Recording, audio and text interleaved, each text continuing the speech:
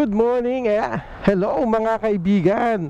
Alam nyo ba, ito na yung tinatayong SM Santa Rosa, yung bagong SM Santa Rosa. Ayan, no? Sabi dun sa balita ay ito raw ay 3 hectares. Ganun kalaki pala to mga kaibigan at mga papa natin dyan. 3 hectares, kaya pala sobrang laki naman ito. At sabi nga nila, confirm din to na ito ay ang SM. Ito daw ay lupa ni Sir Yulo o Yulo ng mga Yulo.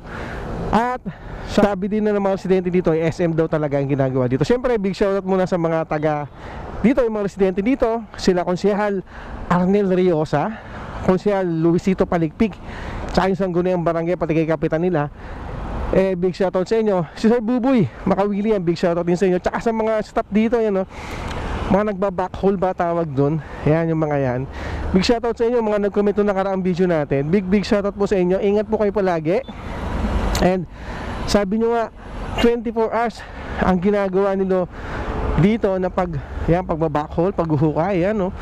Tuloy-tuloy. Napakalaki naman talaga nito. 3 hectares, tapos parang base dun sa nakausap natin or base dun sa nakita natin sa mga posting, ito daw ay mga 3 hanggang 5 palapag yata ang gagawin dito sa SM na to. Sa mga nagtatanong patay kung saan ang location nito, mga kaibigan, ito po ay dito sa Santa Rosa, Laguna, sa Minu Valley. So itong lugar na to, ayan, kasi may taas kasi, no, mga kaibigan, itong lugar na to papuntang Tagaytay. Paglampas mo ng arko doon, yun ay Cavite na. So papuntang Tagaytay ito, Santo Domingo.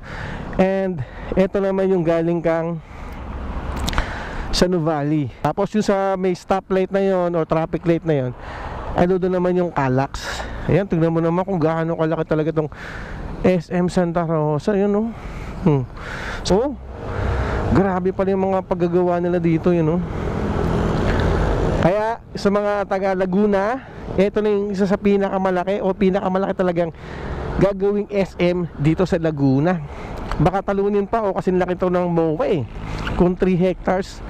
Yun ang nabasa natin sa mga posts ng iba nating kasamang vlogger, okay, and influencer. Yan, tsaka syempre Santo Domingo to, kaya alam nila kung ano yung tatayo dito. Ingat po sa mga nagbabakol, 24 hours sila nagtatrabaho dyan. And kung may mga picture kayo dyan sa loob, at kasi may mga nagsend ng picture na rin or may ng picture doon, you know, may crane na gumagalaw. Sa mga nasa loob dyan at may mga picture, pwede na kayong mag-comment and send picture naman tayo dyan. Tsaka big shoutout sa inyo, ha, sa lahat na nagtatrabaho dito, kung sino man contractor o sino man ang gumagawa. Big shoutout sa inyo. Ito na yun ang SM, pinakamalaking SM sa Santa Rosa, Laguna. Matatagpuan lang yan, Santo Domingo, Santa Rosa, Laguna, papuntang Nuvali or papuntang Tagaytay City. Pinakamadaling puntahan o pinakamadaling landmark ito ay yung Calax. Grabe, ito yung tao, liit-liit ang tao yun, no? Tsaka mga nagba-backhaul. Yan, maraming salamat. Yan, ingat po tayo palagi, ha. Pinakamalaki sa Santa Rosa or baka sa Laguna itong ginagawang SM na to. Sabi nga nila, SM Yulo daw ito. Okay, yun lang, maraming salamat. Bye, thank you.